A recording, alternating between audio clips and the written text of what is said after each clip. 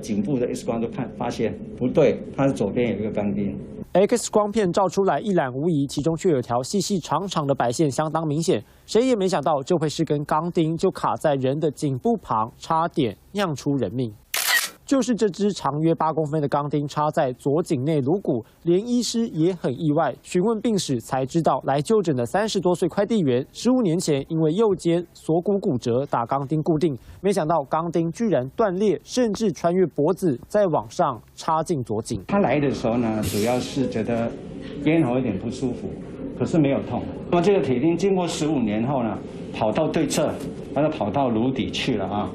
那这个情况很特殊，这段钢钉人体迷航记竟然长达3年，轨迹曝光，让人冷汗直流。因为这钢钉从右肩横越中线，一路往左颈跑，最后才在颅骨止步。但幸运的是，过程中没伤到食道、气管，连医师也直呼，这真的是不幸中的大幸。因为它经过我们颈部的中线，那我们晓得那边有气管，也有食道，也有很多颈动脉、静脉、大血管。都没有插到，都没有伤到。因为当事人做快递疑似长期扛货，才会导致钢钉断裂。但医师也提醒，动过骨科手术打钢钉的病人，术后必须定期追踪，由医师评估体内钢钉是否要取出，以免钢钉松脱或是断裂，酿成不可挽回的悲剧。在新闻高雄综合报道。